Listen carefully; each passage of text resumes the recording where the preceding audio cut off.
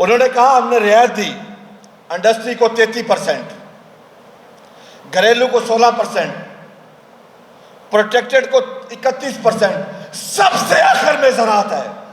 हालांकि दुनिया में फूड सिक्योरिटी नंबर 1 पे है। सरदार अवैस लगावी साहब, आप एक जिम्मेदार के बेटे हैं, सबसे आखिर में ज़राअत का कहना बड़े अफसोस की बात है कि आपने कहा 14% है। वो ये आपके अपने अल्फाज हैं, मेरे अल्फाज नहीं हैं। मुझे तो एक चीज का पता है कि आज से 3-4 साल पहले जब इंडस्ट्री का बिल था 1900 रुपए, हमारा था 5 रुपए 35 पैसे, आज हमारा रेट इंडस्ट्री से भी ज्यादा है।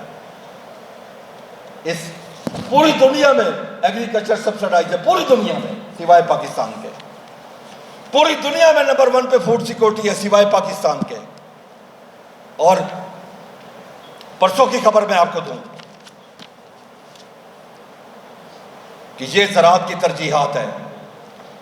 15वां सेक्रेटरी फूड सिक्योरिटी आ चुका है इन 4-5 सालों में। यानी ये तरजीहात है।